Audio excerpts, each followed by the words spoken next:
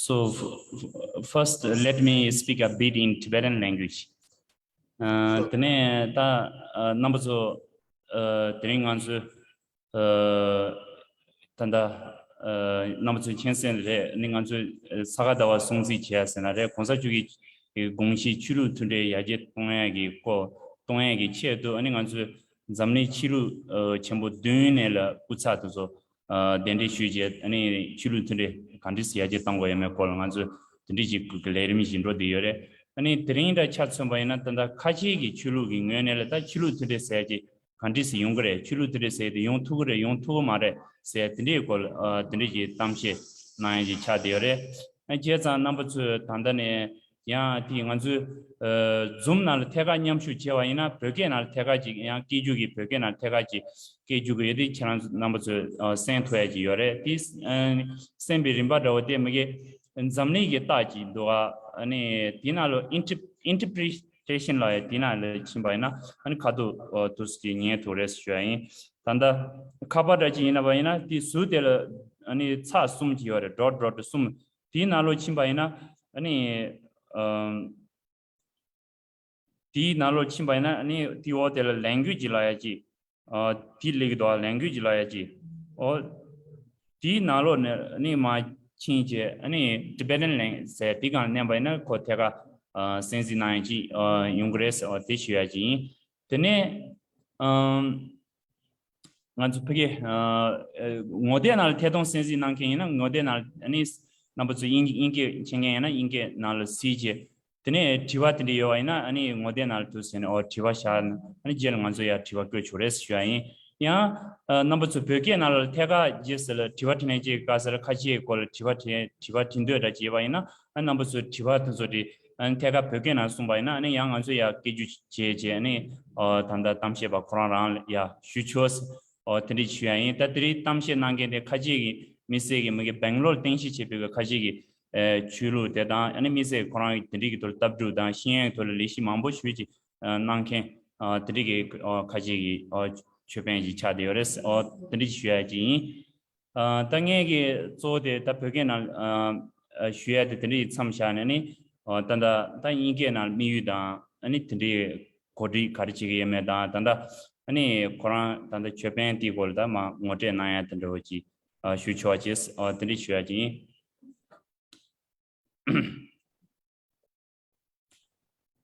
So first of all, I would like to extend my heartfelt greetings on behalf of Seraja Translation Department and on behalf of the students and teachers of Seraja Translation Department. My heartfelt greeting goes to Honorable Mahmoud Ashraf, speaker of today's online seminar on religious harmony for world peace from Islamic perspective, from Islamic tradition. It is our really pleasure and privilege to have you here on screen, and and also I would like to extend my heartfelt greetings to all who are present here, who join here on Zoom live session, and also those who watch this program online seminar on Facebook Live.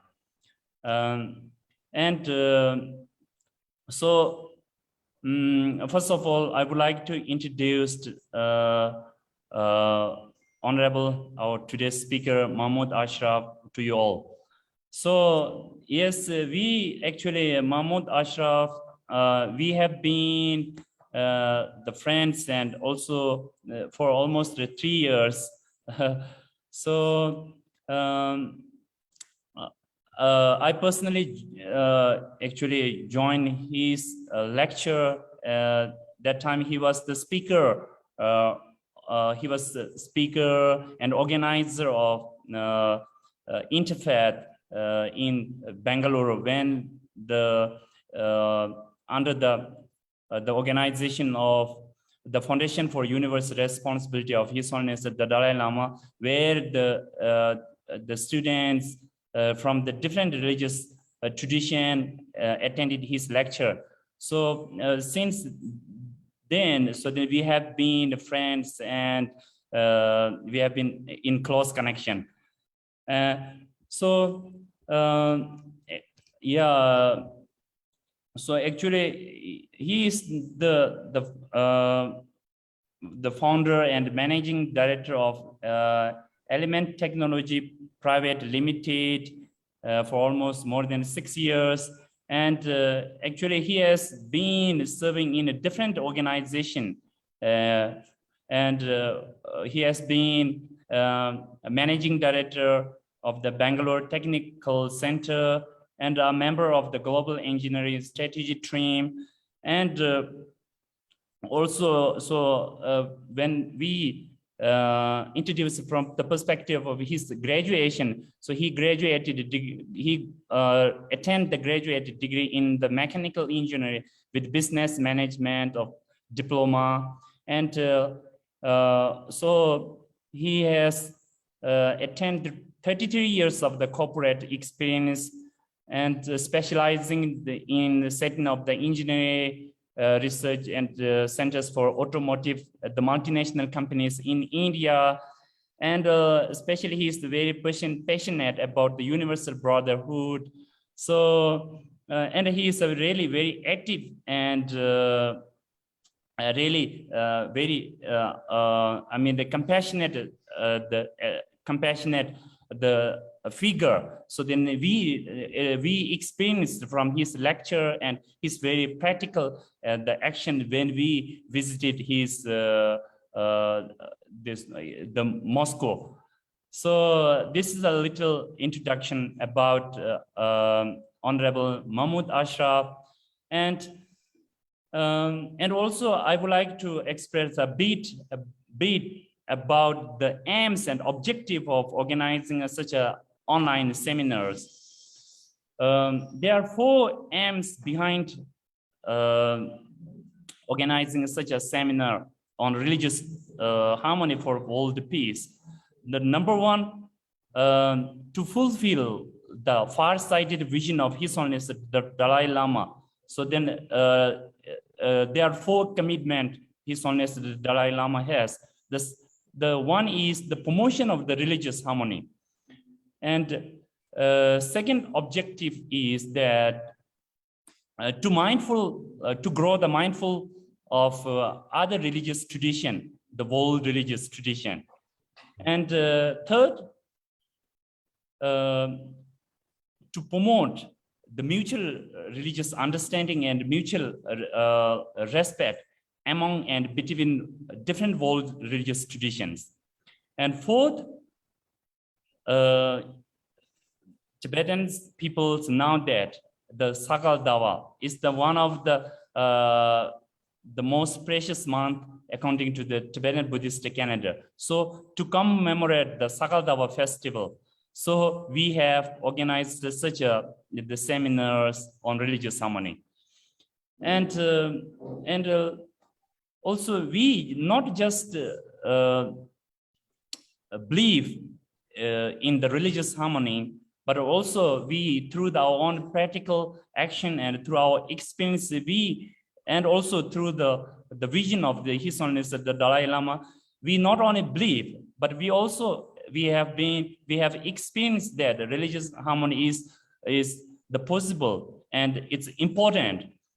And yes, looking from the perspective of the respect and faith, we can respect all religious tradition, but we can have the faith in our own religious traditions at the same time. And of course, so then the Mahmood Ashraf, it can be the monotheist. So then maybe I'm not a theist according to his believer. Maybe I'm not a believer, unbeliever. But we have the different kinds of the philosophy from the philosophical point. So they have different kinds of the philosophy. But the philosophical point is not the problem. The philosophical point is not the aim. So then we should understand what is the reason and what is the aim behind those different philosophical viewpoints. The very aim and objective of the different philosophical tradition is to guide to guide those followers into the right path, and to create the different platform for creating the happiness, and to guide those followers in the right path. So, and because there are the different kinds of the mental dispositions and different mental inclinations, and because of the different mental inclination and the mental dispositions, we should have the different philosophical schools. So from that point, so then as His Holiness said that one religion is important, and several to several religion is more relevant. What I mean here is that for the personally, when we say that for personally I am a Buddhist, so then one religion is relevant in our community, in our society. But I cannot apply that concept into the larger multinational, multicultural, multi-educational society. And when we speak from the perspective of the multinational and multicultural society, we should have a different idea. For example, the several truths, several religions. So then if I have the idea of the several truths and several religions, so then I can share my feeling and the compassion with the different people of the different religious traditions. So then I can have the friend with the different religious traditions. So then that I should have such kind of the idea. That means that, oh, in the society there can be the different people having the different aims, having the different viewpoints, but that is not a problem. So our aim is to share love and compassion between and among us. And that philosophy supports to develop love and compassion among and between us. So we should have such kind of the idea to develop friendship between different human brothers and sisters. This is my idea. And and from the thesis viewpoints, so then we all are the creatures of the one God. So then we should, of course, if one father has the two children, so that father shares the love and the care to two children equally. He loves both children equally. So at the same time, so since we all are the creatures of the one God, so then we should share love and compassion to all the creatures as the children of the one God, one Father. And from the viewpoint of the love of Karma, so then we have been the friends and we have been fathers and the mothers. So then for example, the Mamun Ashraf, you have been the parents in the past lifetimes for more than hundreds. So then, as I respect my father, in this lifetime, so then this father, my lifetime, this father has cared me a lot. This father has sacrificed a lot to bring me up. So then you, the Mamu, you have also helped me a lot, care me a lot in the past lifetimes. But this is just the difference is just that the time sequence is just differences. Otherwise, there is no differences. So then from the point of the karmic relations and from the point of the cherishing others, that other-centered attitude. So then we should respect all sentient beings. We should have the idea of the brothers and brotherhood and sisterhood. So this is my idea, and this is the reason why we organized such a seminars on religious harmony for a better humanity and world peace. So please, I request all I request all to invite Honorable Speaker Mahmoud Ashraf to give his talk on religious harmony from Islamic perspective. Thank you all. Thank you. Lobsang Dorje. You have actually summarized my entire talk of today in a very beautiful way. Thank you for the introduction.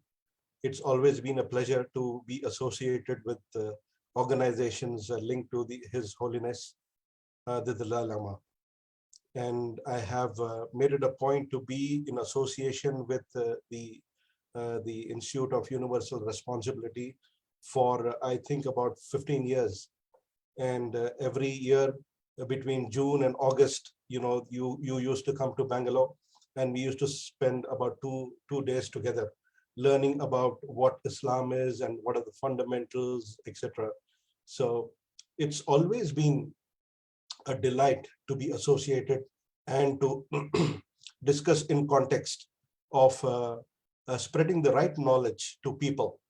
And I believe that when the correct knowledge is there with people, there will be better understanding of who we are and who the other person is. So I have taken it as my accountability and responsibility to pass this message to as many people as possible with the intention of bringing the hearts closer.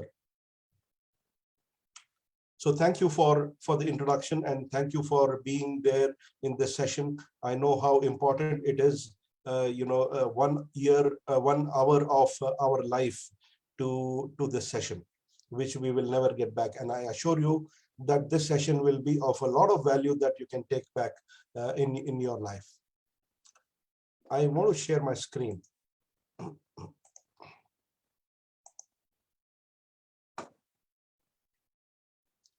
Can you see my screen? Yes.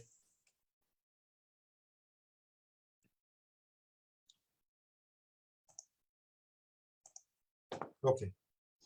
So today's topic is about religious harmony. Okay, and I will share how I align with this word religious harmony a little later, whether it is appropriate statement to make or inappropriate. Let's look at it a little later. And in the process, we need to also understand a little bit about other religions, which I'm going to cover in this topic, because that is very critical to give a direction of how we are going to understand this very topic of being in harmony with people. Okay. I want to present to you a couple of fundamentals of the Islamic religion in the context of the religious harmony. So we need to understand what Islam says on its fundamental issues that we have a faith on. Now we know that Islam is a religion of peace. The word Islam comes from two root words. One is Salm, which is peace, which means peace. One is Silm, that means to submit yourself to the will of God Almighty.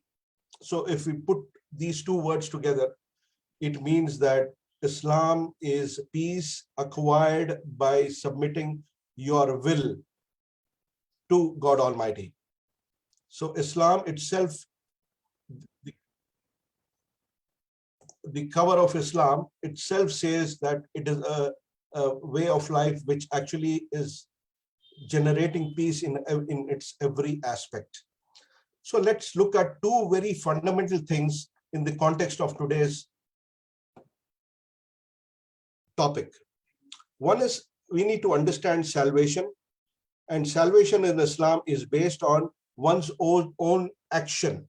So here in the Quran, verse number 62 of chapter 2, it says that indeed the believers, that is the Jews, the Christians, the Sabians, etc. Sabians are people who live in Iraq.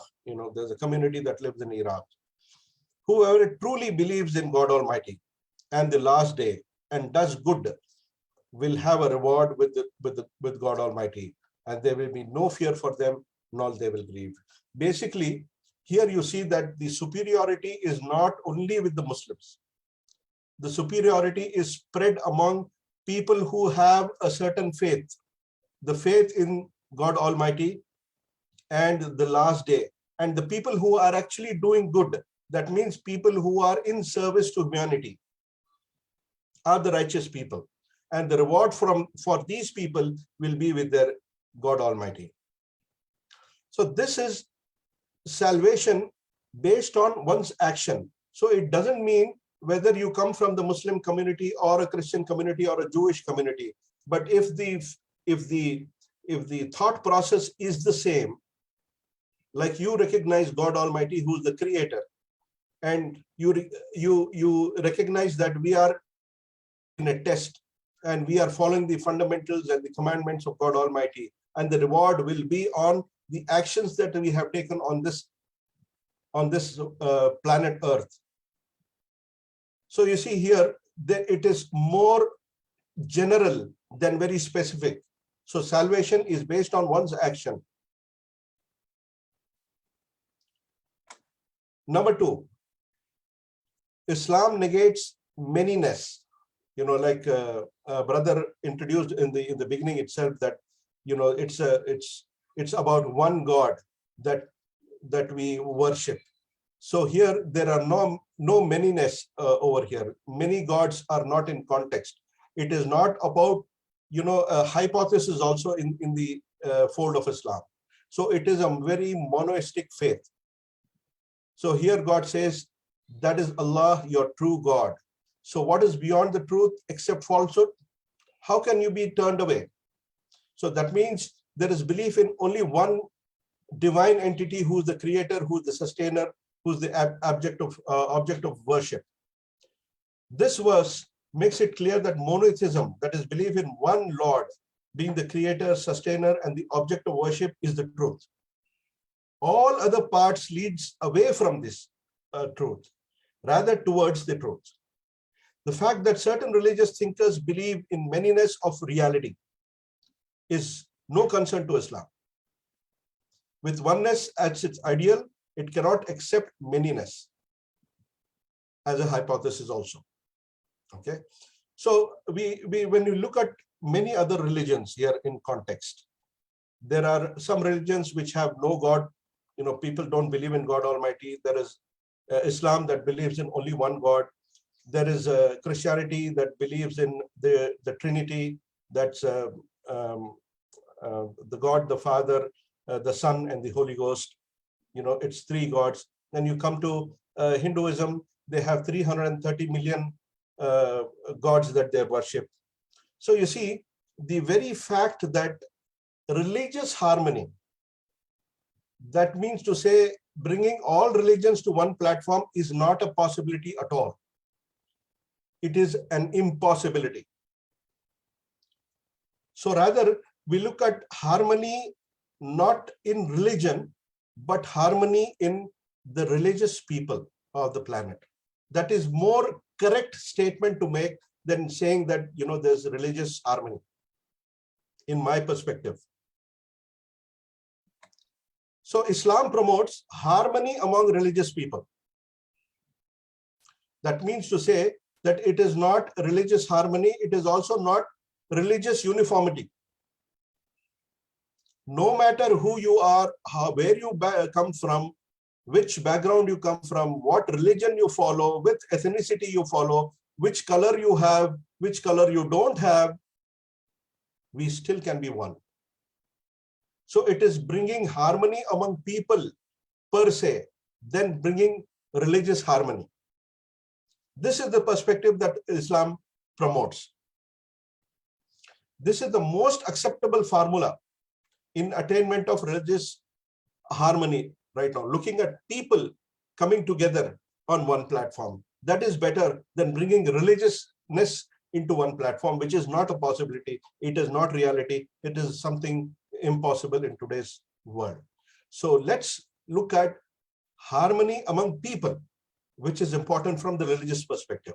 So I want to present to you how Islam handles the harmony part of it, the unity part from the scriptures. What God says to us is, there is no compulsion in religion. So Islam denies any compulsion in religion. I cannot talk about Islam and say, you have to accept Islam. I cannot be compulsive in religion or any aspect of religion. This is a clear statement from the Quran that there is no compulsion in religion.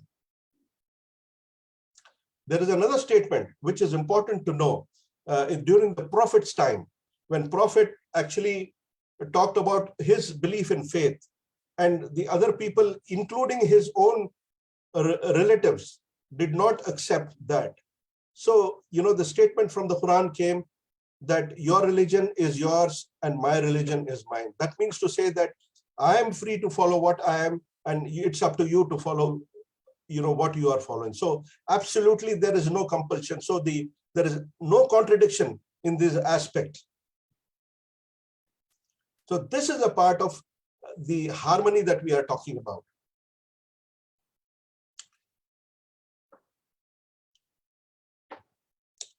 I will share with you another statement that says that here I turn your attention to the statement saying that when people worship any other deity or God other than God Almighty, do not say anything to them. Do not insult their gods. Because of that, they would insult God Almighty without their knowledge. That means to say that if people are worshipping anybody else other than God Almighty that we have a faith to worship, I am not supposed to say anything towards that. Because if I say something wrong, they might say something wrong to God Almighty.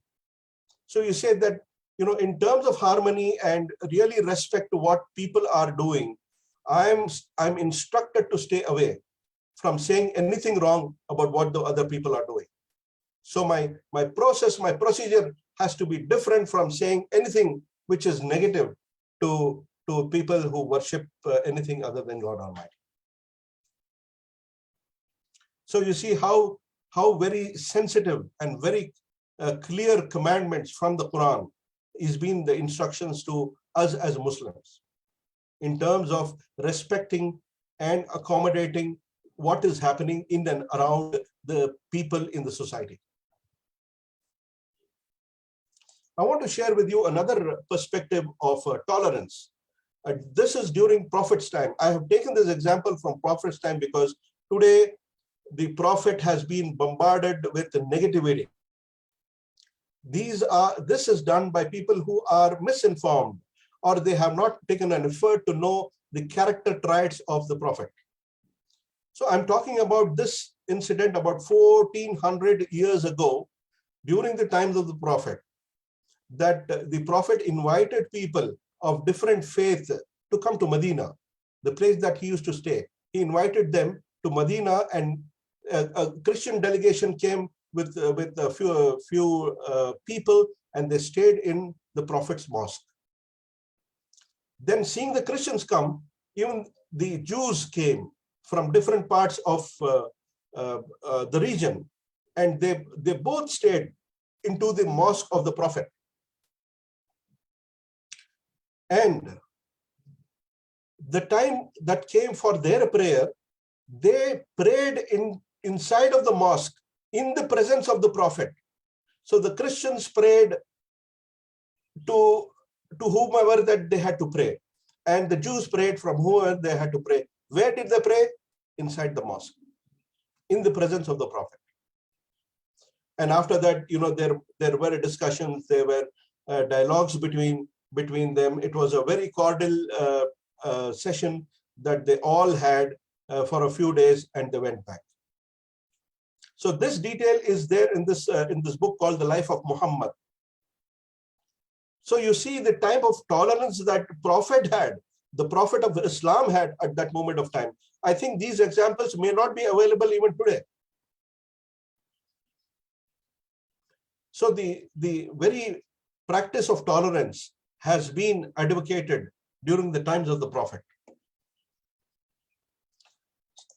So now, having said all of this, Islam approaches in a very different perspective So the unity among people is advocated despite the differences. We know today that the people will not change just for the sake of unity, because every person is deep rooted into his the process of worship, his belief, his faith. Nobody can uproot that. A Muslim cannot become a Hindu just because he wanted to stay with the Hindus, or a Christian cannot do that with a Muslim just because he wants to stay with the Muslims. Here the approach should be that unity among people, harmony among people should be despite the differences. And it is a wrong concept to think that unity should happen without any differences. That is impossible to have. When we met, in Bangalore for the diversity experience, interfaith experience, you were who you were. There were Christians, Jews, there were Hindus, there were Muslims in the audience. And it is beautiful to be as they are, where they are. Every person came with unity, with the sole intention of learning something about Islam, something about Hinduism, something about Jainism, something about Buddhism, etc. So Islam's approach is unity despite differences, no matter what. It is not about agreeing to agree. It is about agreeing to disagree. We have something common. We will come, together to learn, but we have differences. We are agreeing to let the differences be in the relationship, but still be in unity. This is the approach that Islam has in terms of harmony. It is harmony of people and not harmony of religions. People's hearts coming together is the most significant aspect of the Islamic jurisprudence. I hope this is very clear. I want to take you through a topic of my passion. And this is a topic that at the end of the session, you would know that this is how true this is. And I invite everyone to actually be attentive to the entire concept of universal brotherhood, which is again a commonality in all the major religions on the planet. Okay, I'm going to choose 3 major religions for this session to bring this concept to existence. One is Christianity, the second is Islam, the third is Hinduism. I'm going to take 3 separate and significant religions to present this concept of universal brotherhood among people. We all know that we have a creator, and the creator has created everything that we see and we don't see. We see only that is limited, in the environment that we live in, but that is so much beyond what we see. It's the entire planetary system. It is the entire universe with the Milky Ways, etc. So all that the science knows today and doesn't know today has only one creator. He is the creator of everything that we see and we don't see. And some people call him Brahma. In Hinduism, the creator is Brahma. If you translate Brahma into Arabic, it is called Khaliq, the creator. If you translate Khaliq into English, it is the creator or God or Lord, which is used in Christianity.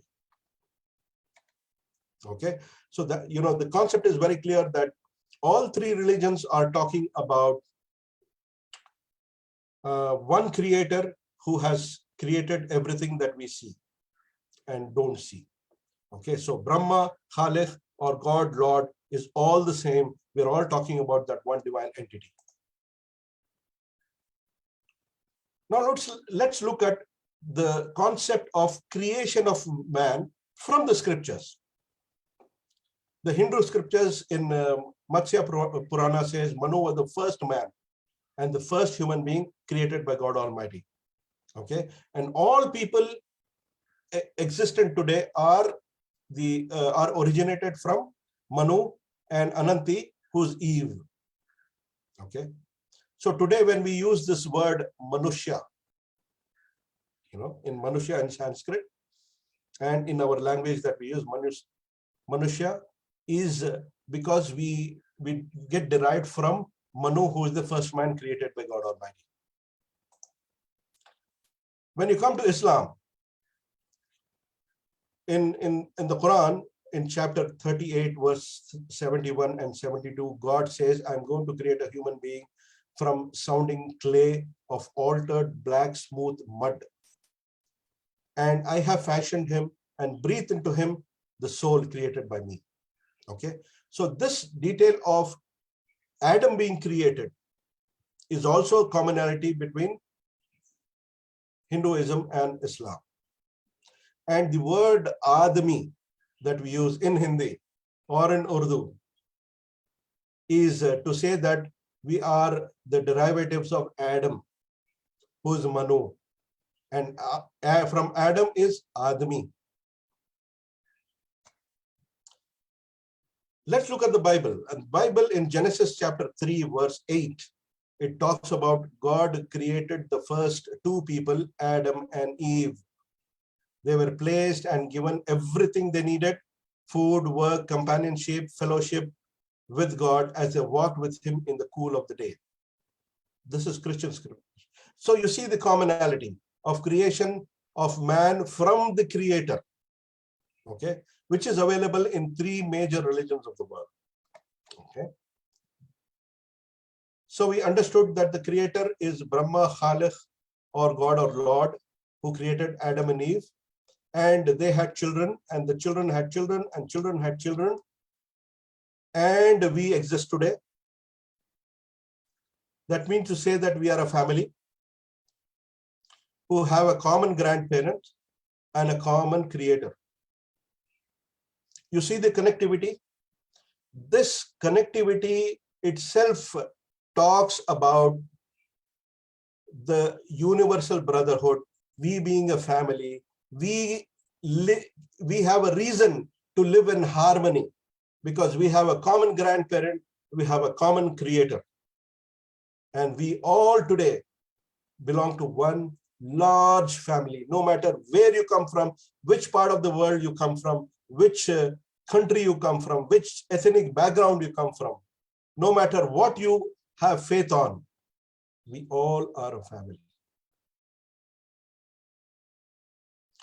Even in a family of mother, father, and 3 or 4 children, we will have 1,000 differences among ourselves, 1,000 and more differences.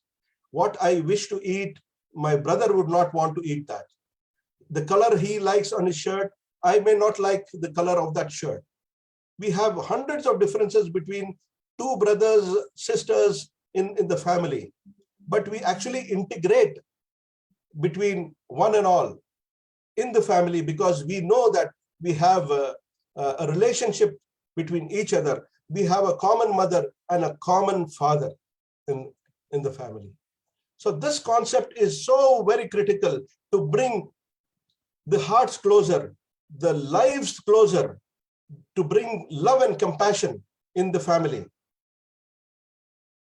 I hope everybody understands this concept to say that I love you with the real meaning that we belong to a family. We are connected. We have a blood relationship among each one in a larger context. So if we have this intention saying, my brother, no problem if he's a Buddhist or a Christian or a Hindu, he is my brother. The relationship becomes divine. It becomes more sweeter. This relationship brings a lot of peace into existence. And this is universal brotherhood.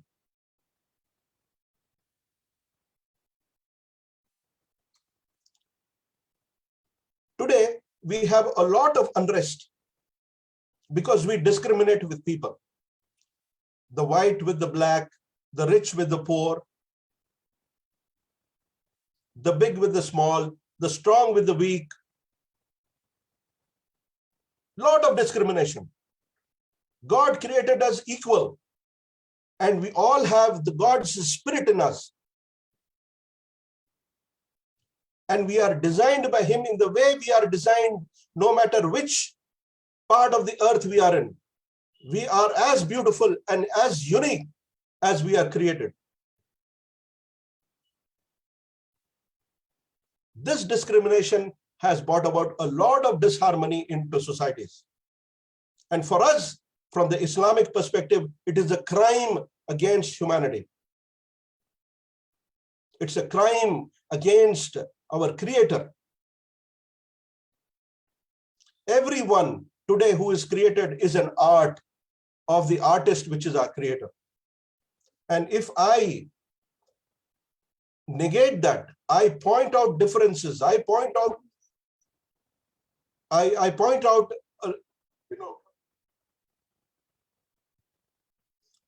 out a lot of issues that I have with people personally. That means I'm pointing out at the art. And the artist who is actually seeing everything, watching everything, will not be happy about my pointing out at the art. Instead, looking at what is more beautiful in the relationship, looking at the positive side of a relationship or the positive side of the set of characters that a person has, is important aspect of harmony. Discrimination is disharmony.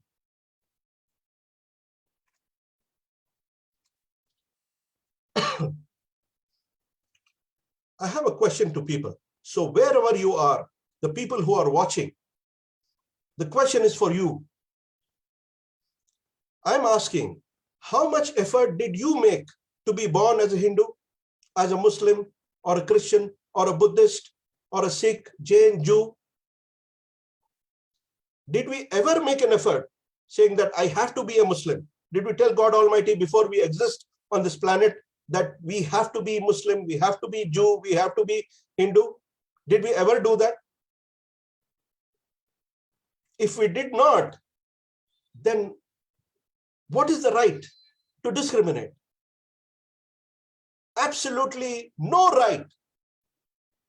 It's a crime to discriminate.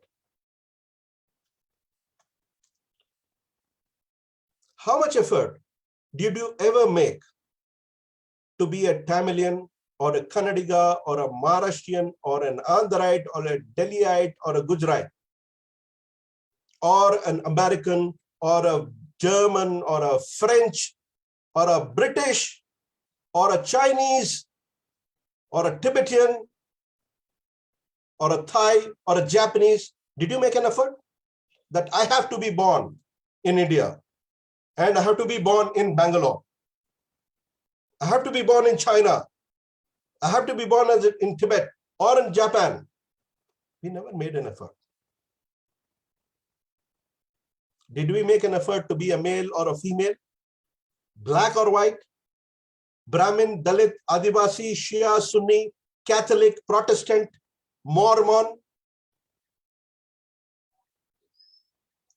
We have no control on how we look, what color we have, how tall we can be, how short we can be. We never did that. No effort. So how can a tall person talk to a short saying that you are not okay, I'm okay? Black is not okay, white is okay. Discrimination, crime against humanity. Disrespect to people, bringing in disharmony with discrimination. And from the Islamic perspective, it is haram, it's prohibited. Nobody is superior or inferior in the eyes of God Almighty. All are equal. The only people who are closer to God Almighty, according to the Quran, is the one who is pious, who is doing the job that is commanded by God Almighty, serving people, bringing in love and compassion, just for the sake that you are appreciating the same creation from the Creator that you love. No discrimination. Did we ever have any control? Anybody from the audience? When we have no control, then why discriminate? No comparison between superior or inferior, big, small, rich, poor, etc.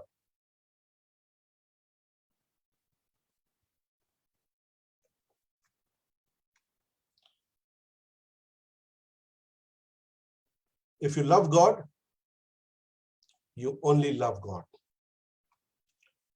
And if you love people, God loves you. The choice is yours, folks.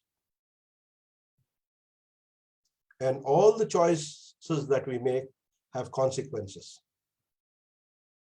Be sure that the choices are made right. Look at humanity, connect with people with a lot of love and compassion. This is the expectation for God Almighty. It says, you take care of the people on the planet, the one in the heavens will take care of you. There are so many commonalities that we have within religions, that we do a lot of worship. Muslims do something on the Friday, Christians do on Sundays, Hindus do on some other day, etc. We fast in every religion. The Hindus fast, the Muslims fast, the Christians fast. There is so much common which is there. The focus has to be in what is most common among us. We agree to disagree on the differences. Let's look at what is commonality between all religions, all religious people.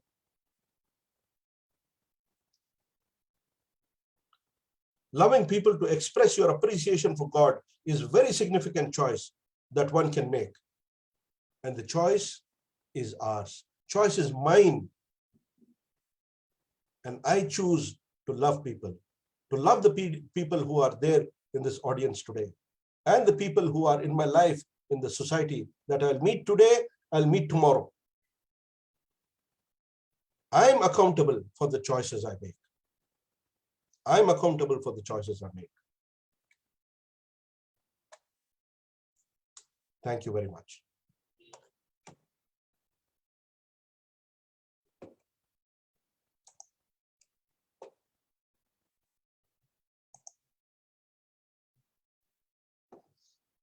Thank you.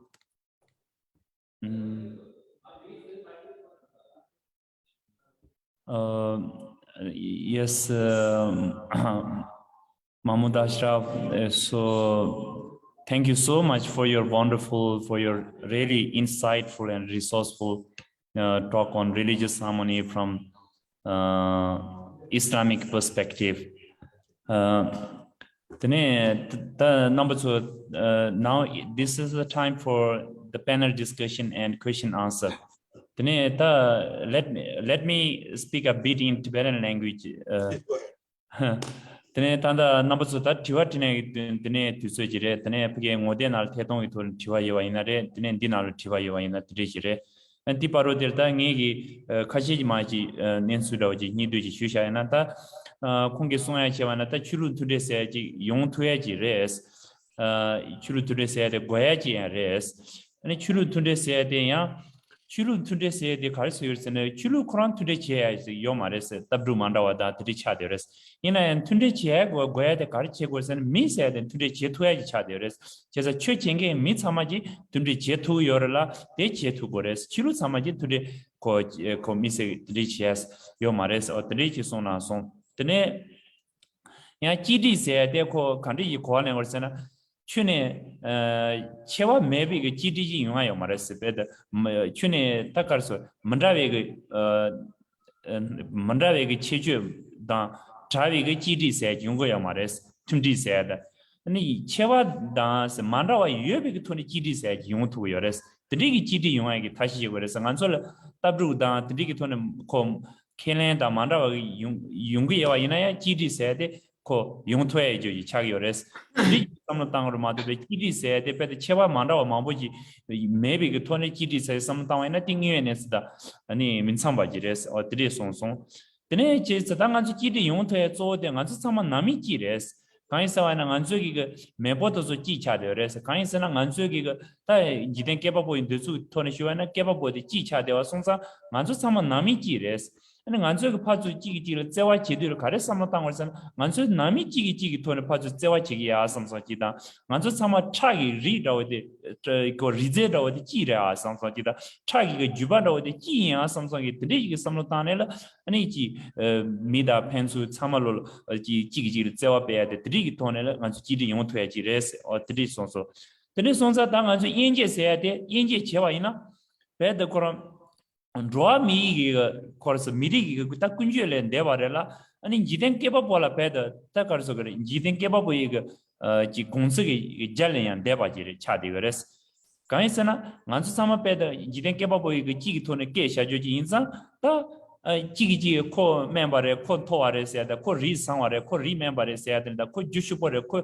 아니 가르스레 드리게 더 방고레스야 드리게 돈에 인지 제야데 로아 미리 난쿨 인지 제네라 아니 파즈 마가와 제와이나 데 로아 미가 단 통중다 로아 미가 군주를 내봐 마세 근조 인지된 깨봐 보이게 근조 되라야 코 따드리지 디기 삼수기 잘 내봐지 차데어레스 드리지 소나소 제사 당문에 만족이 밀 제생 제베 토네 밀 제생 제제 아니 드리게 벨 밀 잠세 빼 드리게 참아 지주기 드시라지 삼아 담아이나 아니 드리게 토네라 근조세 디고 라니라 치나 난그레라 근조기고 라니라 잠세 잠세 때지 드리 용그레스 드리지 소나소 제상 안수테나 미라와 mambo지 여조 텔레장 안수는 라위게 체조 mambo지 와소사 드리게 토네 삼노 땅지 아니 지리세야 돼 용토야지 레슨 다 드리지 다 텔라소바 드리지 mambo지 소나소 드리지 니드 드리지 땅안수디날 지와 드리요 아니나레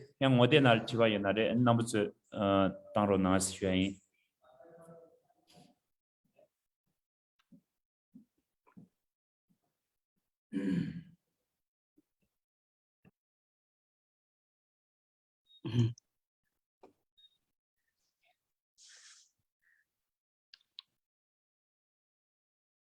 Sing day. Oh, good. Yes, I can. Hello. I don't know, man. Hello, Ashraf. I'm Hi. very happy to see you. I met you 2016 for the Interfaith, Correct. and I really enjoyed your talk. Not only your talk, the lunch. So thank you, and happy to see you here again. Thank you. Thank you. And I want to share you something which is interesting. We have a very famous Muslim writer in Tibet. Okay. We call Kachi Polu.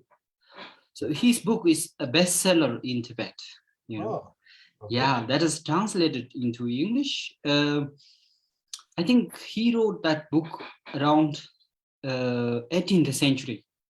Oh, And that book is translated to Professor Dabanobo, who was a professor in Hindu University in Delhi. Unfortunately, he passed away a few years before. I think it's nice to see. I think Lawson Dorjila maybe can share with you. Of course, he has your contact number or email, something like this. right. So I wish you read that one, you know. Oh, So, yeah. but our Tibetan Muslim. Okay. Excellent. So my question to you is, we know a little bit about Muslim and Islam, but we don't know the depth of the philosophy. I used to read Quran. After going Interfaith, I got many books on Quran. The summarized one, I have that book with me. Okay. I know like basic kind of principles. Okay.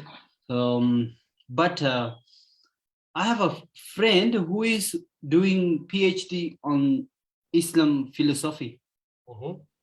Whenever we get time, he has to share a lot of things.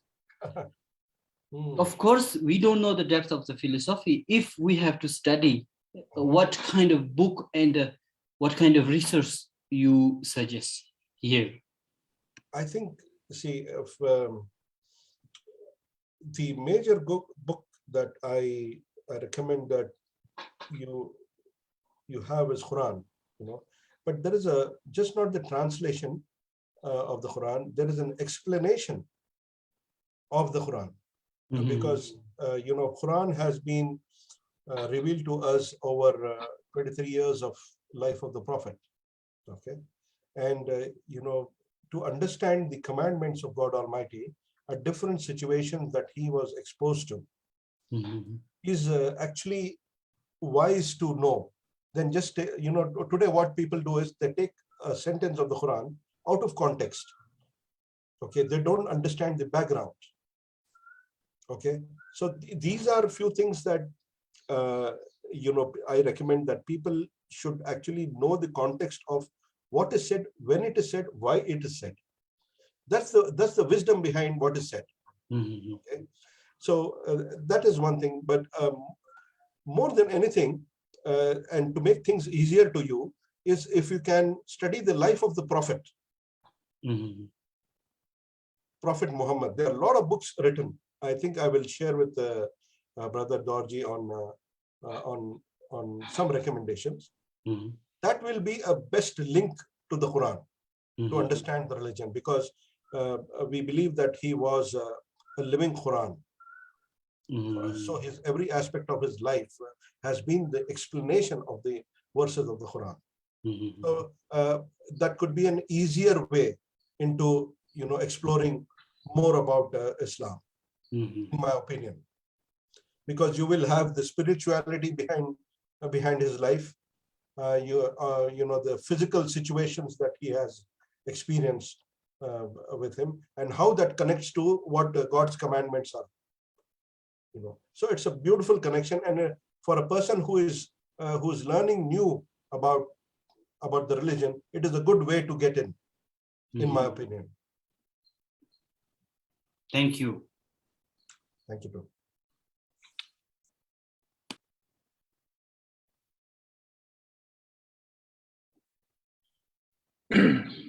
Hello. Can you hear me? Yes, I can hear you, Captain. Go ahead. Yeah. It was really joy listening your insightful and really enlightening talk. Thank you. And actually, in fact, my knowledge about other religious traditions is very limited. And but I really believe that the very core message, or the core message is of every religion is to be a good human being. Okay. So let me get to the question. And I came to learn that in Islamic religion, it talks about 5 pillars, which includes reciting professions of faith and performing the daily prayers and paying a protest, which is called zakat, yeah, and fasting during the month of Ramadan, and the last one is making pilgrimage to Mecca. Correct. Yeah. So my question is, why these 5 things are considered as pillars in Islamic texts? Yeah, good question. See, for when there is any system that is unleashed, whether it's an organization, when I join an organization, I'm bound with certain fundamental policies that I have to follow, and there is no exception. Okay, it could be, the process of work, it is defined. I cannot follow the work which is done in another company over here. I have to follow the company procedures here. That is a fundamental pillar. The timing of the company, I have to be there at 8:30 in the morning until 6 o'clock in the evening. That is another aspect of it. Okay, and there is a process of leadership. Okay, such things are already fundamental and laid out, for which my boss will be evaluating me on that. Okay, so likewise in Islam, we have certain fundamentals. Now you talk about faith. Everything starts from there. That I believe that there is God Almighty, who's a creator, who's a sustainer of all entire universe. Okay, so my belief system starts from there. That there is a boss in the company that I have to report to. Likewise, in Islam, there is a creator in the network that I have to report to finally. And he has, when I believe that this is the boss, then I know what he actually is evaluating me for. So he will be evaluating me for prayer. He'll be evaluating me for fasting. He'll be evaluating me for the other basic thing, like Hajj, Zakat, etc. Etc. So these are fundamental, important aspects, but that is not all. Here's what is important to understand. Pillars are important, but there are many other aspects of the religion which are more important. Okay, I keep asking this question to people. Suppose you squeeze an orange, what do you get out of it? The liquid. Yeah, liquid. It's the orange juice. juice. Yeah. Squeeze lemon, you get lemon juice. Yeah. You squeeze Islam. Okay. What do you get out of it? It is relationship management. Every aspect of a person's existence is all about relationship. If you read the Quran in this context, you will know that God has instructed a person about his relationships. His relationship with God Almighty, number one. His relationship with the next important, his prophet. The next important, his mother and father.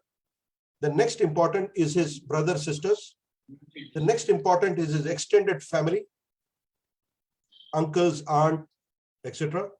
The next importance is his neighborhood, who's living beside, front, back, right side, left side. So the Quran is filled with relationship management aspects. Okay, that is the essence of Islam. And that is more important. All accountabilities is on a man or a woman who is born. So he is at the same time the father, the son, a husband, a brother, an uncle.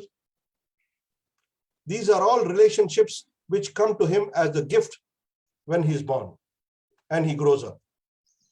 So in every aspect of his growth, how he relates to every relationship that he has, his mother and father, how respectful it has to be. There are so many, at least 7 places that God says, worship me and respect your parents. Worship me, take care of your parents. Don't even say a word of contempt. That don't say, or oof, what are you saying? Don't say about that to your parents. Brothers, what type of relationship you should have. Sisters, your daughters. Okay. So all these things are a part of what God is expecting a person to have. Other than this 5 pillars. 5 pillars is just for you to understand the foundation of Islam. But nobody lives into the foundation. He has to have the walls, the doors, the roof. Okay. So this is how you understand the Islam in the right perspective. Fundamentals, 5 pillars are important, but nobody lives in pillars. We should ask, what is the wall? What is the door? What is the roof? And basically the essence is all about how compassionate you are, how lovable you are, how much how much of responsibilities that you are fulfilling for your mother, for your brother, for your daughters, for your neighbors, for your uncle, aunt, for people who are in your company. This is important. Okay, so the essence of Islam is all about relationships that one has. The quality of relationships is the quality of his life. and his assessment is based on what you did about a relationship, according to what was instructed or not, is important. Okay. Thank you. So, Thank you so much for your answer. thank you.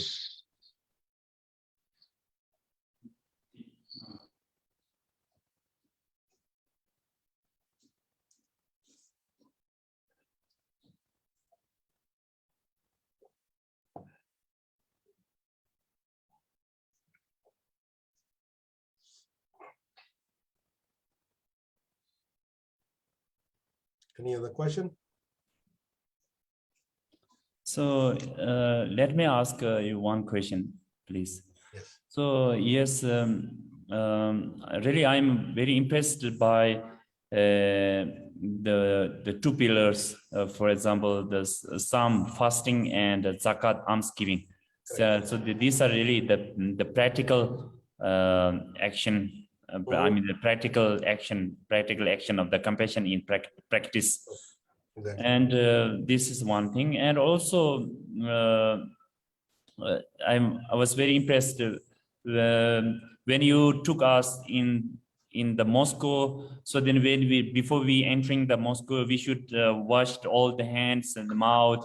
And so then on the entry, on the gate, so then there is the one writing. So then it implies that may all beings have the peace in their heart.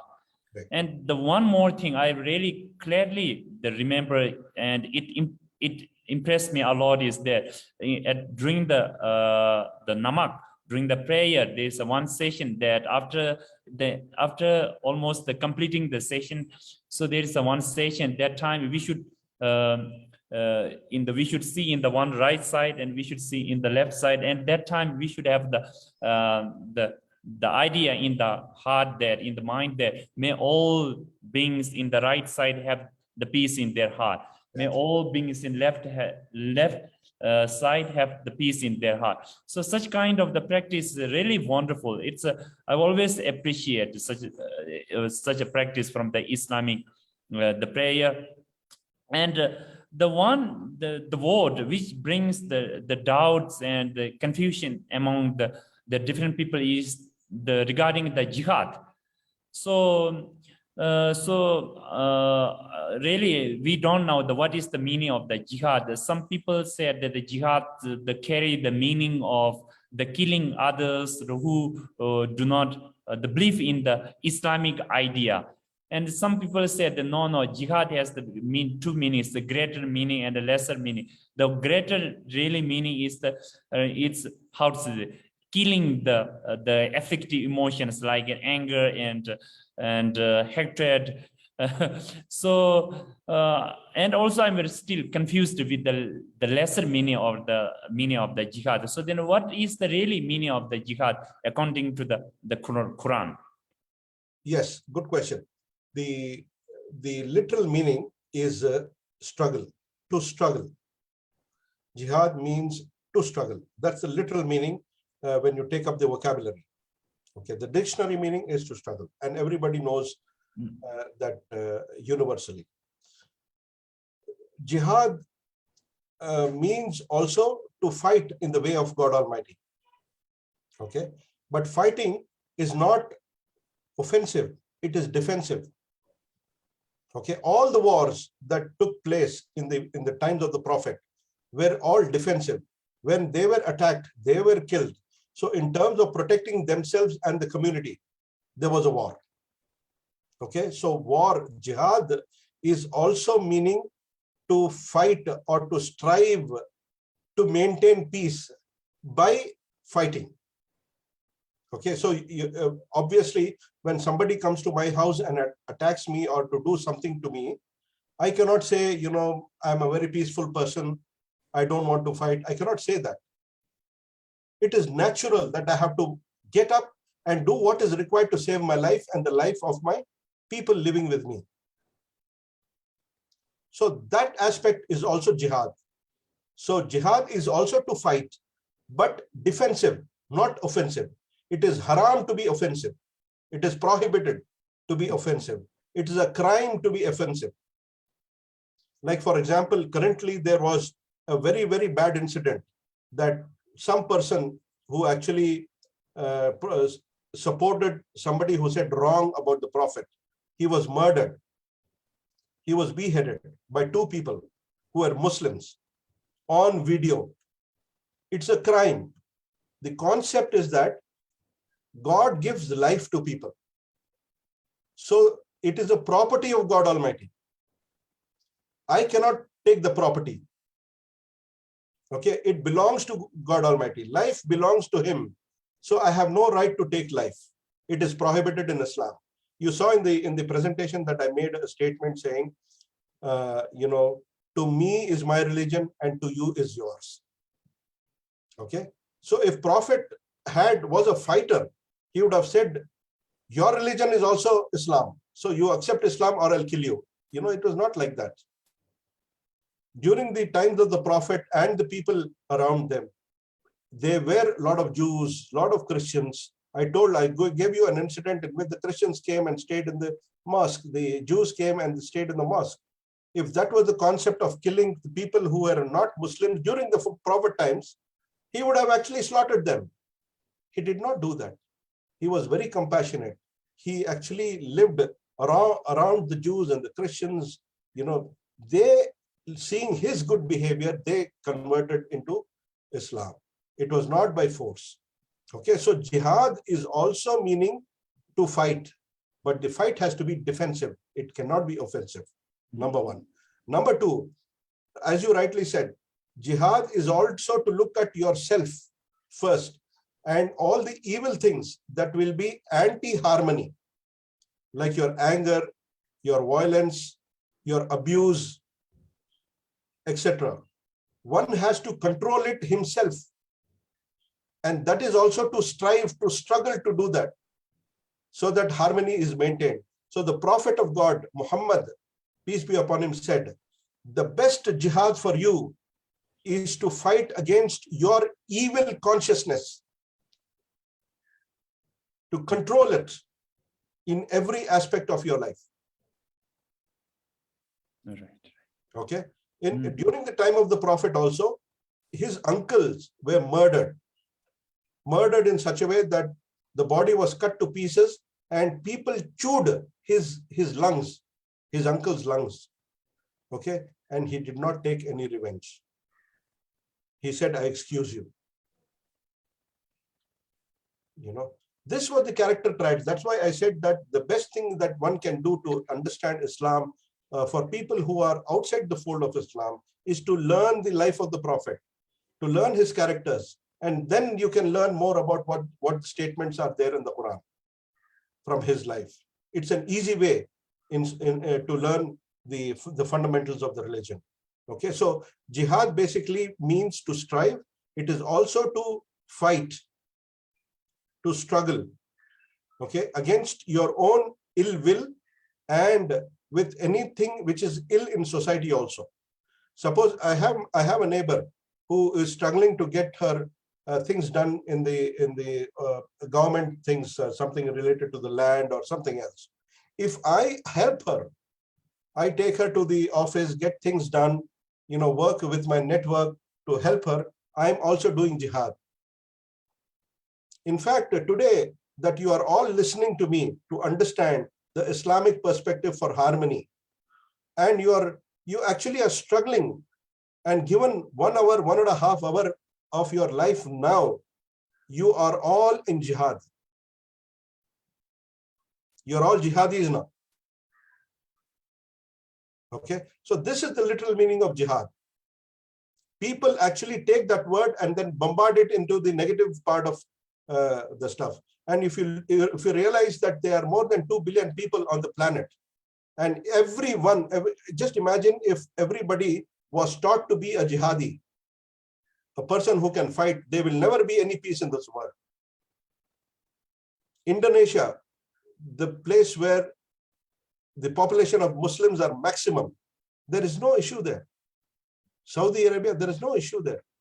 Wherever the West is getting in, Syria, the wars, that is happening in Syria right now.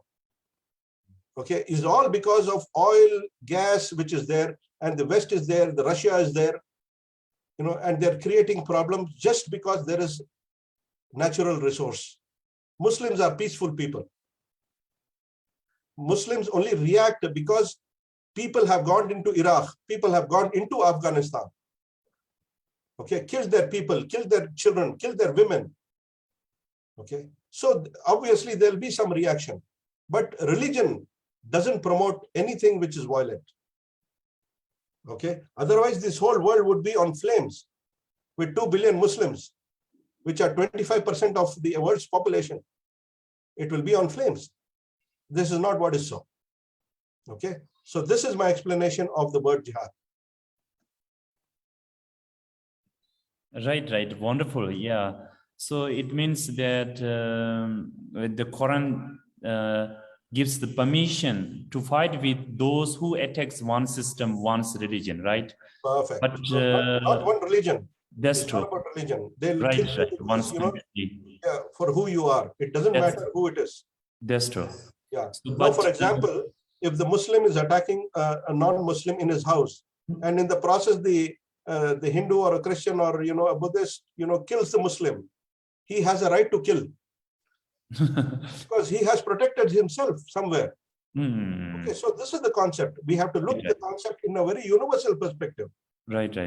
So, not from but an Islamic perspective. right, but Quran doesn't give the people, the followers, the permission to conquer others, the country or other system, or to convert other people into the other's religion. Never. La ikraha fid din. I put that sentence in the presentation. There is no compulsion in religion. Nobody can convert a person to a Hindu or a Muslim, you know, like that on force. It is by free will that a person can, if he likes Buddhism, he will go into Buddhism. So it's his choice. Okay. If the Buddhists want to come into the fold of Islam, it's his choice. But I cannot say you have to be a Muslim only, then I will talk to you. Mhm. Okay. I cannot do it on a gunpoint because the religion of Islam is more spiritual in nature. Now you just talked about fasting and giving zakat, you know, which is a beautiful part of, you just mentioned that. It's all spiritual in nature. Okay, so if I have to love somebody, I have to love from my heart, just not because somebody is there in my life. It is not because of that. Okay, relationship doesn't work like that. So in as a matter of fact, I cannot convert people to like Islam by force, because I'll be working against the Quran and the commandments of God Almighty. Okay, I need to love you for who you are, because you are created by the same divine entity that has created me. Right. That's the concept. Mm. So you mentioned this is a very wonderful, that harmony in the religious people is really, I mean, the harmony in religion is not possible, but the more important thing is the harmony in religious people. So this is I think I accept it really. It's because harmony in religion, it means that because there are the different kinds of the religious principle, religious philosophy. Some are monotheist, some are polytheist, some are pantheist, and so from the philosophical viewpoints, they are the different. Yes. Even from the one's tradition, even from the Islamic tradition, they are the different philosophy. Absolutely. Even in the Buddhist tradition, they are the different kind of the philosophy. Even in the one's on the thoughts, the daily thoughts, they are the different kinds of thoughts. Some thoughts are even contradictory to the thoughts which arise in the morning, and the thoughts which arise in the evening are the contradictory. But what is the aim behind that thought? So what is the aim behind that different philosophical thoughts is the one aim. So to bring happiness to oneself and to others. Right. So then that different philosophies that try to support the idea, the practice of the compassion to bring the happiness to oneself. And also we share more common the messages. For example, all religious tradition carries the same message of love and compassion. There is no religion which is against the value, the inner value like love and compassion. So then all taught us, I mean, all teach us about the love and compassion, forgiveness, tolerance. So that's why we share more similarity. But if we just look at the differences, then even a smallest, if even a minor, I mean that even a smallest differences, it may looks very big. But we, from the broadly speaking, and if we see from the different angles, so we can if we see from the different dimension, so then we can see, oh, we share more similarities than the differences. And also we can find the difference is not a problem, it's a beauty. For example, if we go to the shopping mall and even a big restaurant, there should be the different food. The one food cannot satisfy all. So but different people can come together and share the table, having the different food. So it is a beauty. It's not a problem, right? So like that's one. But what I feel is that what is your advice in the East Asian country, East Middle Asian country? So there's sometimes the religious conflicts between Sunni and Shia, but actually they are the same followers of the man Muhammad, Allah, and if they really think on your messages, such for example, we all are one family. And discrimination is not only against the humanity, but also against the Creator, Almighty Allah. So if they have such kind of the idea, really, they all can be together. There is no more the religious conflicts. So then, what is your message to them to have a mutual understanding, to have a religious harmony among and between them? So, but here in India, we have a really very good religious harmony, right? Right. We don't have that much problem. But for them, I think there should be a really idea that brings all together. Right. You see, in the Middle East, many people don't know that there are 1 million Coptic Christians living in the Middle East as of today, or even more. Okay, and this information is not very common. That how come, they think that Arab is 100% Arab. There are minority people who are living there, and they are Christians for generations. When I say Coptic Christians, they are Christians for generations. And there are some Christians who are against Islam itself. They actually write a book against Islam being in the Middle East. Okay, they are existing even today. Okay, so what the media does is only to give information which is suiting them, and that information reaches us. What actually happens in reality over there is not even shared with us. Okay, all the zakat, the charity that the Middle Eastern countries do, they actually go out of the Middle East. They go to African countries, they go in terms of making roads, making infrastructure, etc. The money is used that way, the money that comes out of charity. Okay, this information is absolutely not available in the media anywhere. And people who are living inside of that, the people who are living there, who have gone on a job or who have taken citizenship in the place, they are the people who are talking good about what they see in the Middle Eastern world. Okay, people who are throwing stones against the Israel today are also Christians, not just Muslims. People who are Palestinians are Muslim Palestinians, they are Christian Palestinians. The people who are Christians, Palestinians, have lost their land also to Israelis, like the Muslims have lost. But this information is not available to people. Okay, so it's like that. So I want people to look at situations in a very, very different perspective and read between the lines to be intellectual people in life. Okay, only then we will know what exactly is happening around the world. The current affairs can be understood in a very different perspective. Muslims are not violent people per se. Okay, if the incident, even now, if you look at the entire population of 2 billion Muslims, how many Muslims have been negative? How many people, how many of them, what is the percentage who are negative is negligible. Likewise, if you see, the other religions have done more atrocities. All that has happened in Iraq, all that has happened in Syria, all that has happened in Afghanistan has not been done by Muslims. It is because of outside intervention that has gone inside, captured them, taken their freedom away, raped their women, killed their children, bombed their infrastructure, taken away water from them, basic amenities from them.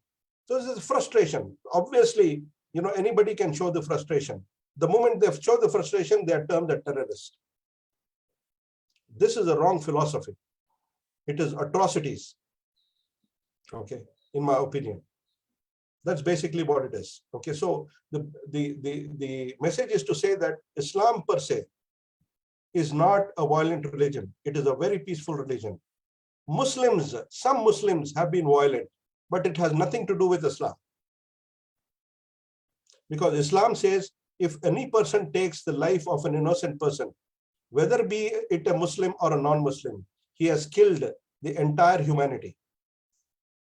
And if he saves the life of a person, be it a Muslim or a non-Muslim, he has saved the life of the entire humanity.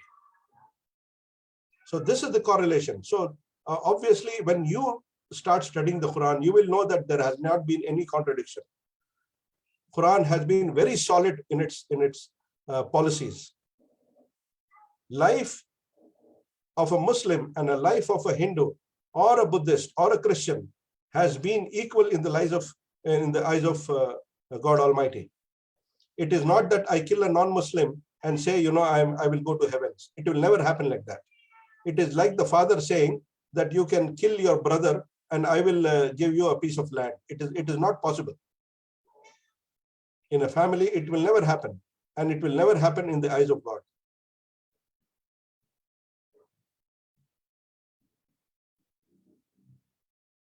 Oh, right. So wonderful.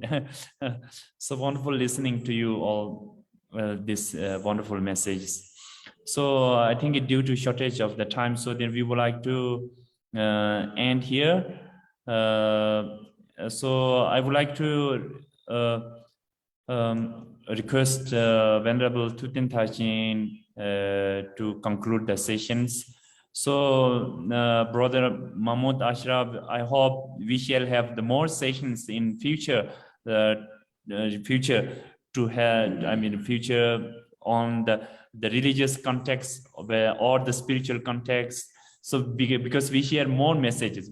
And I believe that to have a religious harmony that can be possible through the mutual respect. And the mutual respect can be achieved through the mutual understanding. And mutual understanding can be achieved through mutual awareness.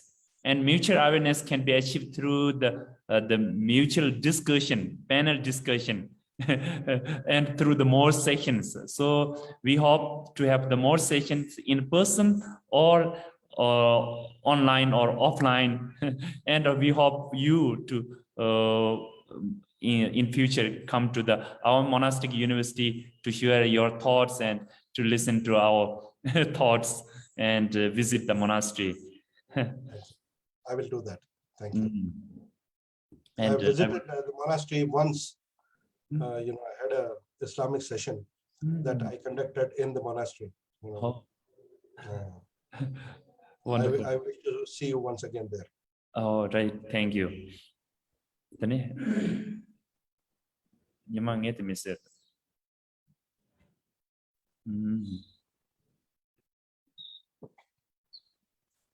Yeah.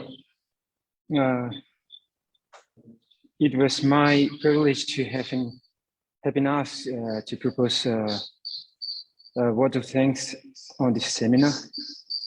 And on behalf of Sergi Translation Department, I sincerely extend my heartfelt thanks to your today's guest, Honorable Mohammad Ashraf, for honoring us with your presence and sharing us your wisdom about the religious harmony in the context of Islamic religion, and how Islamic religion emphasizes on the equality among the community, and you have shared about the universal brotherhood. And one of the beautiful things that you have mentioned in the last part of the talk is no religion promotes which is against violence, which is very interesting, very motivating one. And we really appreciate your time and your talk. And we are really looking forward to hearing you once again. Thank you. I will. And secondly, my word of thanks goes to the Venerable Jimmy Jalso. And I really value the help you have given us during this seminar to translate simultaneously into Tibetan. And I hope it enables those non-English speakers to get access to the wisdom that our respected and honorable speaker shared with us. Thank you. And thirdly, I would like to take this opportunity to thank Venerable Lord Songberji for moderating this session and making this seminar a resounding success. And finally, I want to thank all the participants, especially those participants who made this seminar active by raising very critical questions. And with that, we have to conclude our program here. And before we conclude our program, I would like to request our Venerable Lord Songberji to offer a white scarf to our honorable guest as a token of gratitude. And the white scarf, actually in our culture, which represents the queen and the queen heart, which represent. So I would like to request Venerable Lord Songberji to offer the present.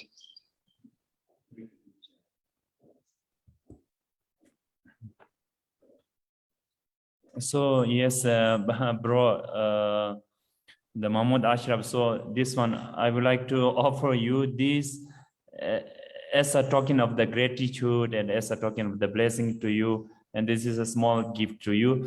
And this white scarf represents that pure heart, and kindness, warmth, true sense of the warmth and peace. So I would like to share it with you.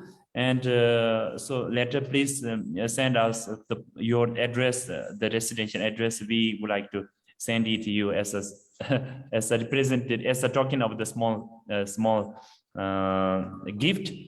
So with this, I would like to dedicate all the merits and virtues we have received from this session for the better humanity and for world peace and for religious harmony, religious harmony among and between the different religious traditions. And through that, so then we, not only our generation, but the generations to come, so then our brothers and sisters, so then we in the future generation can share this beautiful the planet with more sense of the brotherhood and sisterhoods. So then may we all, whether the Hindu or the Islam, Muslim or the Buddhist, basically we all are the same human being. So then we share because we share more similarities. We share the physically and mentally, the emotionally, we share more than the differences. So then on the basis of the idea of that fundamentally we are same, we all are the same human being. So then we have a really we can enjoy the peace within each and every heart. So with this, I would like to conclude. Thank you all. Hope to see you again more and more in the next session. Thank you so much. I enjoyed the session. Thank you so much. Thank you so much. Bye-bye.